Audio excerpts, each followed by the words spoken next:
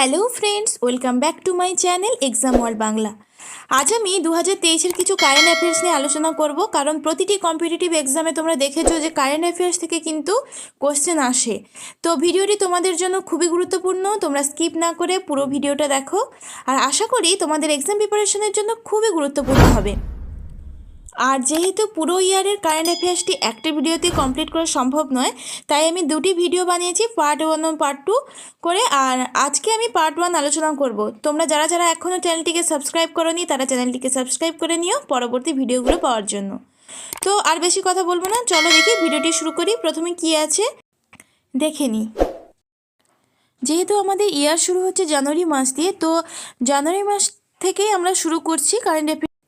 তো জানুয়ারি মাসের 26 তারিখ আমরা সবাই জানি প্রজাতন্ত্র দিবস, রিপাবলিক ডে। সেটা এবছর কততম ছিল? না 74তম, 74th রিপাবলিক ডে। এই বছরে কি থিম ছিল আমরা জেনে নেব। এবছরের থিম ছিল জন ভাগিদারি, যার মানে হচ্ছে participation of the common people, মানে সমস্ত সাধারণ মানুষের সমাবেশ, যোগদান। তো আর এই রিপাবলিক ডেতে আমাদের চিফ গেস্ট কে ছিলেন? না একজন ইজিপ্টিয়ান ছিলেন, আবদেল ফাতে ইল সিসি। এটাও একটা শর্ট কোশ্চেন হতে পারে, কোশ্চেন আসতে পারে যে আমাদের 2023-এ রিপাবলিক ডের কে চিফ গেস্ট ছিলেন। তো সেইখানে সঠিক উত্তর হবে আবদেল ফাতে ইল সিসি।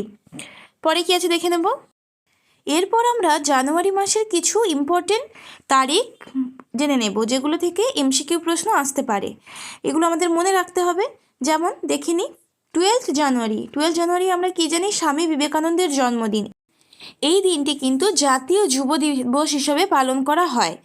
তাহলে কি হলো? 12 জানুয়ারি স্বামী বিবেকানন্দের জন্মদিন, যেটি ন্যাশনাল ইউথ ডে হিসেবে সেলিব্রেশন করা হয়। দেন কি আছে? 15 জানুয়ারিতে কে কি বলা হচ্ছে? ভারতীয় সেনা দিবস বলা হচ্ছে 15 জানুয়ারিকে। 23 জানুয়ারি নেতাজি সুভাষচন্দ্র বোসের জন্মদিন, যেটি হচ্ছে পরাক্রম দিবস হিসেবে সেলিব্রেশন করা হয়। দেন 24 জানুয়ারি জাতীয় শিশুকন্যা দিবস, অর্থাৎ ন্যাশনাল গার্ল চাইল্ড ডে হিসেবে এটা সেলিব্রেশন করা হয়। 25 জানুয়ারি জাতীয় পর্যটন দিবস। আর 26 জানুয়ারি সবাই জানি আমরা প্রজাতন্ত্র দিবস, অর্থাৎ রিপাবলিক ডে হিসেবে সেলিব্রেশন করা হয়। আর 30 জানুয়ারি যেটা হচ্ছে গান্ধীজির মৃত্যু দিবস, এটাকে শহীদ দিবস হিসেবে সেলিব্রেশন আমরা পালন করে থাকি। Then new integrated food security scheme এর নাম পরিবর্তন করে প্রধানমন্ত্রী গরিব কল্যাণ অন্ন যোজনা নামকরণ করা হয়েছে। আর এই যোজনাতে মানে এই স্কিমটিতে কি পায় মানুষজন? না, এই স্কিমটি তাদের জন্য যারা হচ্ছে অন্তর্দয় অন্ন যোজনার আওতাভুক্ত এবং প্রাইমারি হাউস হোল্ড বা পিএইচএইচ, এদের শর্ট ফর্মটাও তোমাদেরকে জেনে রাখতে হবে। পিএইচএইচ মানে হচ্ছে প্রাইমারি হাউস হোল্ড, আর ওয়াই হচ্ছে অন্তর্দয় অন্ন যোজনা। এই সমস্ত কার্ডে যারা মানে স্কিমের আওতাভুক্ত যে সমস্ত মানুষজন, তারা আরও 1 বছর ফ্রিতে খাদ্য সামগ্রী পাবে। এটা কিন্তু আমাদের কেন্দ্র সরকার প্রোভাইড করছে এই স্কিমটিতে খাদ্য সাধারণ মানুষজনদের।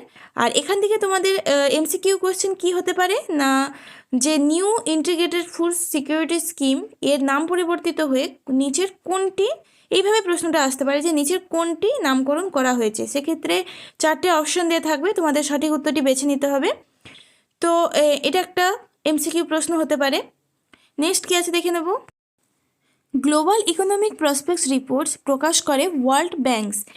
এই রিপোর্ট অনুযায়ী আশা করা যায় 2023-24-এর যে ইকোনমিক গ্রোথ হবে সেটা 6.6% হবে। তো এখান থেকে এমসিকিউ প্রশ্ন কি আসে? এখান থেকে এমসিকিউ প্রশ্ন আসে গ্লোবাল ইকোনমিক্স প্রসপেক্ট রিপোর্টস কে প্রকাশ করে? সঠিক উত্তর হবে world banks. Next, world habitat award 2023 কে পেয়েছে? না, উড়িষ্যা রাজ্য পেয়েছে এই অ্যাওয়ার্ডটি। কিসের জন্য? জাগা মিশনের জন্য।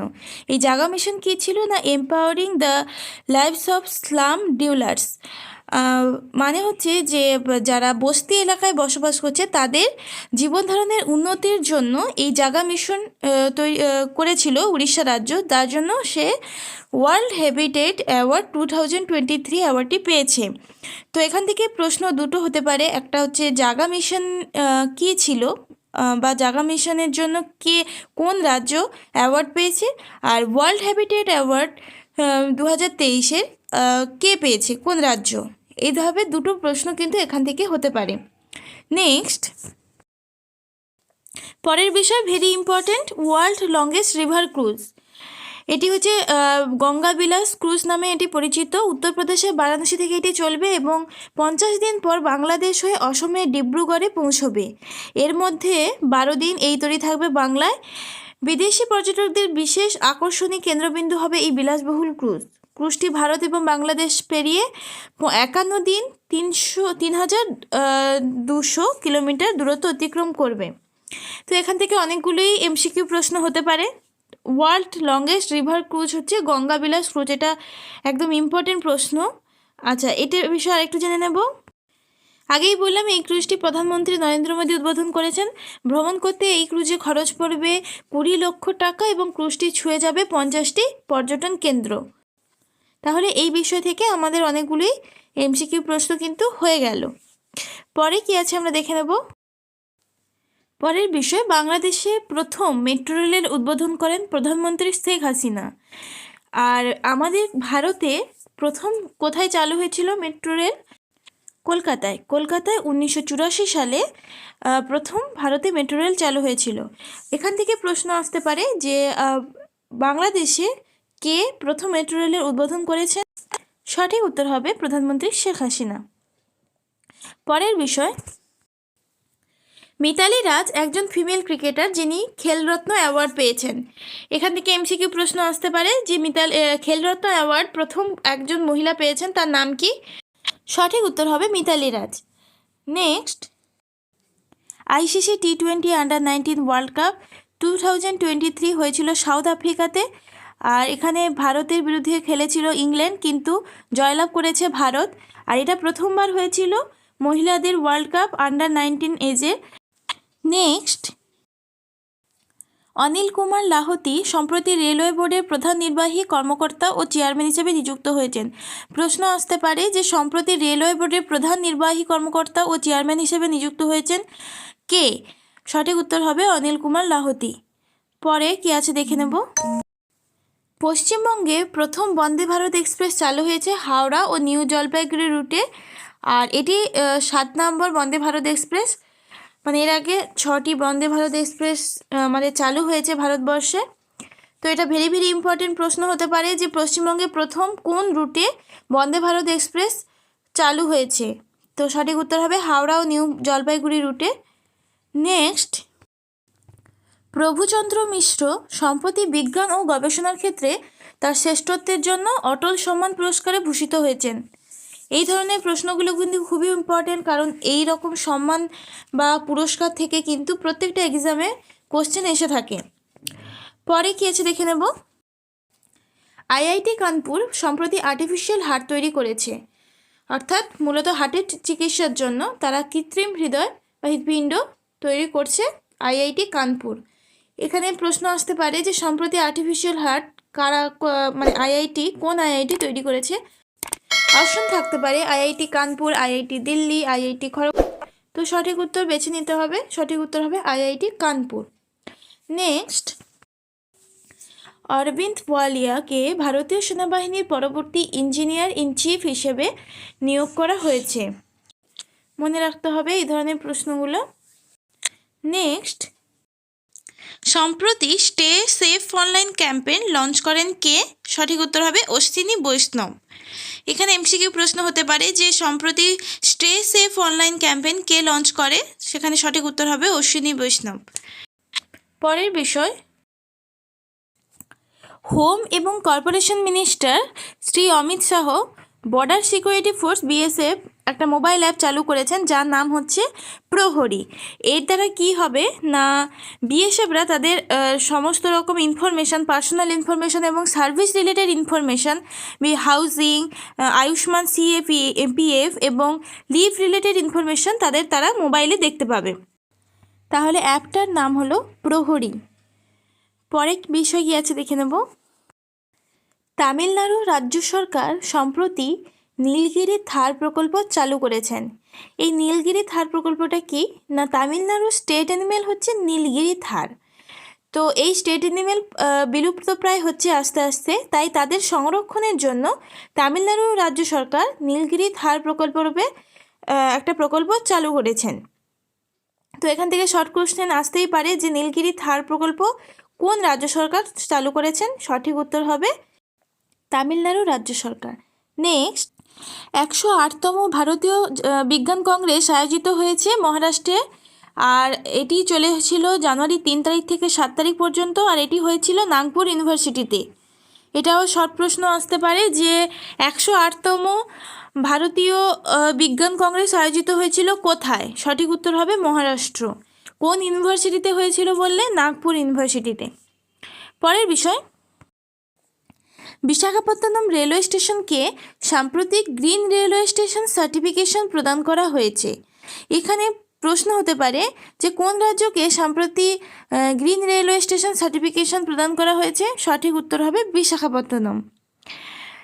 আর আরেকটা বিষয় আছে, সেটা হচ্ছে যে ভারত সম্প্রতি বিশ্বে প্রথম ইন্ট্রানেজাল কোভিড ভ্যাকসিন চালু করেছে, মানে যে ভ্যাকসিনটা নাকের মাধ্যমে নেওয়া যায়, ইন্ট্রানেজাল কোভিড ভ্যাকসিন, আর যার নাম হচ্ছে ইনকোভ্যাক।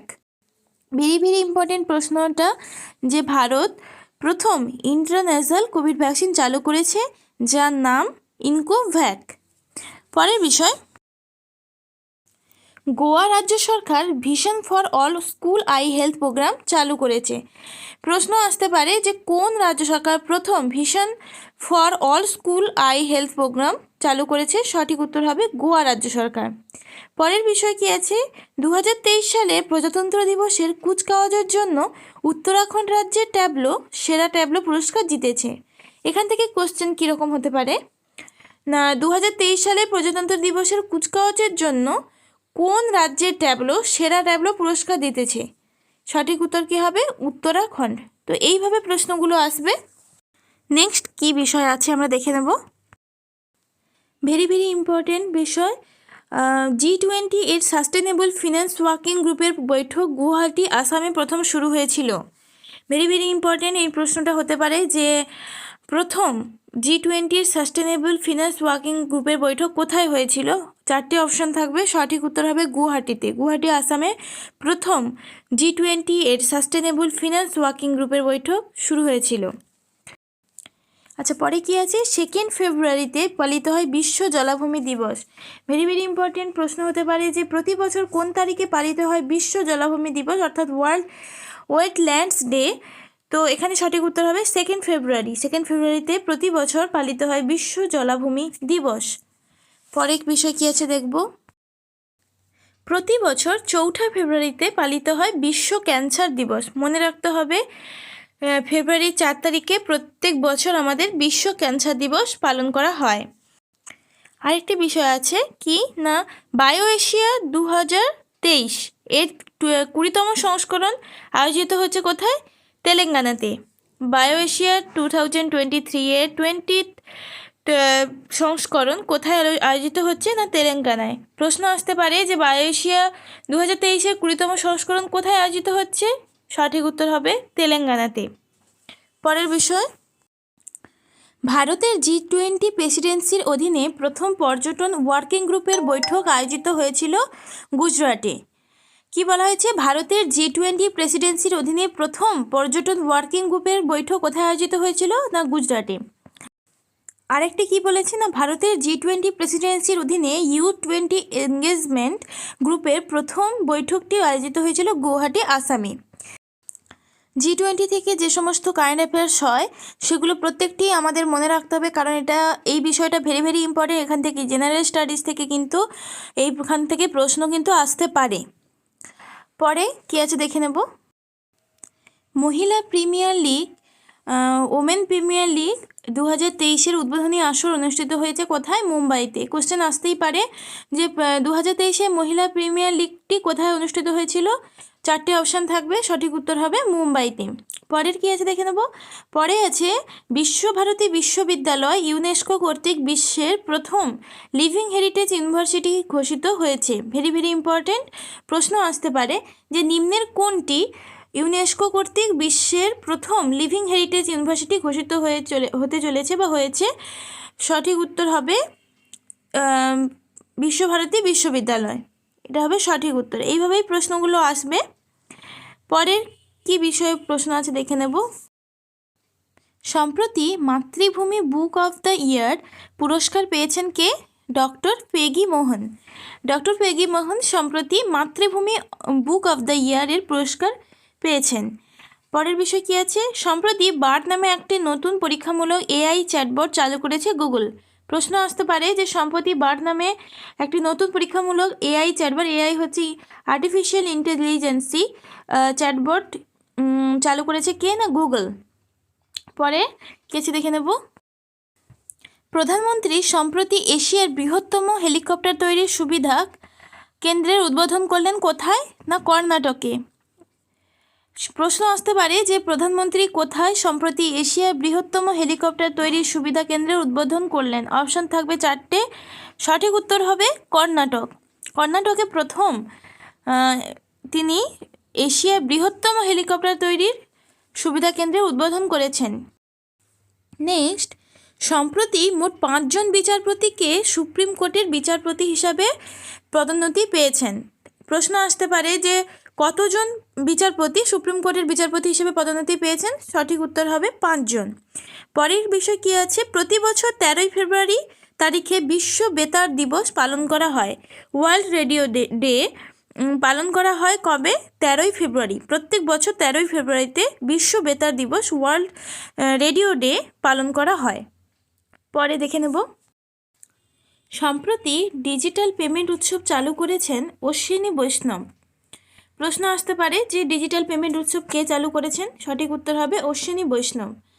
সেকেন্ড কি আছে দেখব। কেন্দ্র সরকার খনন প্রহরী মোবাইল অ্যাপ চালু করেছে, এটি প্রশ্ন আসতে পারে এটি কোন ক্ষেত্রের সঙ্গে সম্পর্কিত? সঠিক উত্তর হবে এটি কয়লা খনি সঙ্গে সম্পর্কিত, অর্থাৎ কোনো রকম কোনো ইলিগ্যাল কাজ হচ্ছে কিনা সেগুলো জানার জন্য এই খনন প্রহরী মোবাইল অ্যাপটি চালু করেছে। নেক্সট, দাদা সাহেব ফালকে আন্তর্জাতিক চলচ্চিত্র উৎসবের সেরা ছবিটি হলো দ্য কাশ্মীর ফাইলস।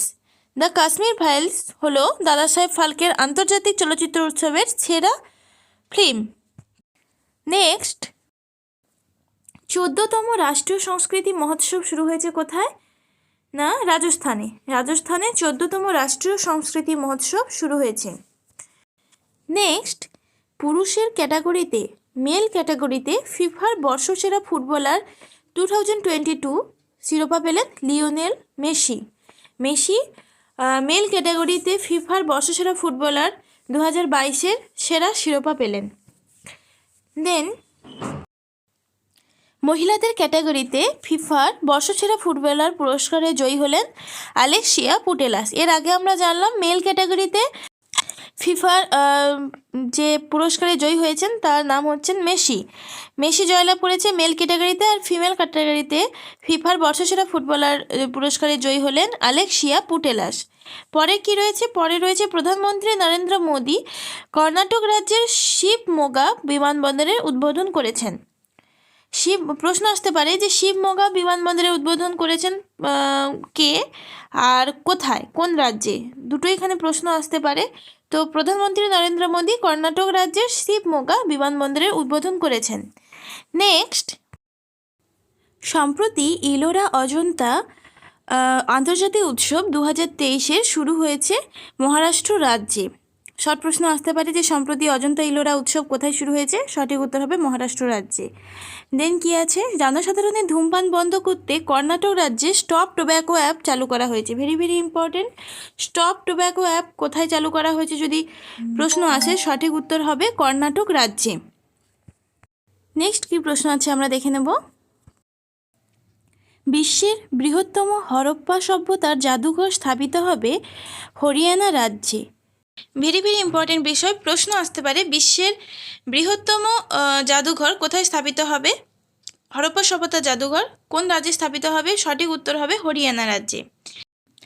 নেক্সট, রাষ্ট্রপতি দ্রৌপদী মুর্মু দেশের 15তম রাষ্ট্রপতি হিসেবে শপথ গ্রহণ করেছেন। এখানে প্রশ্ন আসবে যে দ্রৌপদী মুর্মু কততম রাষ্ট্রপতি হিসেবে শপথ গ্রহণ করেছেন? সঠিক উত্তর হবে 15তম। আচ্ছা, স্বাধীন ভারতের প্রথম রাষ্ট্রপতি কে ছিলেন? না রাজেন্দ্র প্রসাদ। ডক্টর রাজেন্দ্র প্রসাদ ছিলেন স্বাধীন ভারতের প্রথম রাষ্ট্রপতি, এটাও কিন্তু শর্ট প্রশ্ন অনেকবার আসতে দেখা গেছে অনেক পরীক্ষা, এটাও কিন্তু ভেরি ভেরি ইম্পর্টেন্ট, তোমরা নোট করে নাও। নেক্সট, 2023 সালের পাসপোর্ট ইন্ডেক্সে ভারতের স্থান 144তম। পরের বিষয় কি আছে, হু সম্প্রতি দুটি দেশকে ম্যালেরিয়া মুক্ত দেশ হিসেবে ঘোষণা করেছে। প্রথমটি হলো আজারবাইজান এবং দ্বিতীয়টি হচ্ছে তাজিকিস্তান। নেক্সট কি প্রশ্ন আছে দেখব, ওড়িশা রাজ্যের সামাজিক সুরক্ষা এবং দুর্যোগের স্থিতিস্থাপকতা বাড়াতে বিশ্ব ব্যাংক 100 মিলিয়ন অনুমোদন করেছে। ভেরি ভেরি ইম্পর্টেন্ট প্রশ্ন এটা হতে পারে যে কোন রাজ্যের সামাজিক সুরক্ষা এবং দুর্যোগের স্থিতিস্থাপকতা বাড়াতে বিশ্ব ব্যাংক 100 মিলিয়ন অনুমোদন করেছে। সঠিক উত্তর হবে ওড়িশা। নেক্সট কি আছে, তামিলনাড়ু রাজ্যের 17তম বন্যপ্রাণী অভয়ারণ্য হিসাবে দক্ষিণ কাবেরী বন্যপ্রাণী অভয়ারণ্যকে ঘোষিত করেছে। প্রশ্ন আসতে পারে কোন রাজ্যের 17তম বন্যপ্রাণী অভয়ারণ্য হিসাবে দক্ষিণ কাবেরী বন্যপ্রাণী অভয়ারণ্যকে ঘোষিত করেছে। সঠিক উত্তর হবে তামিলনাড়ু রাজ্য।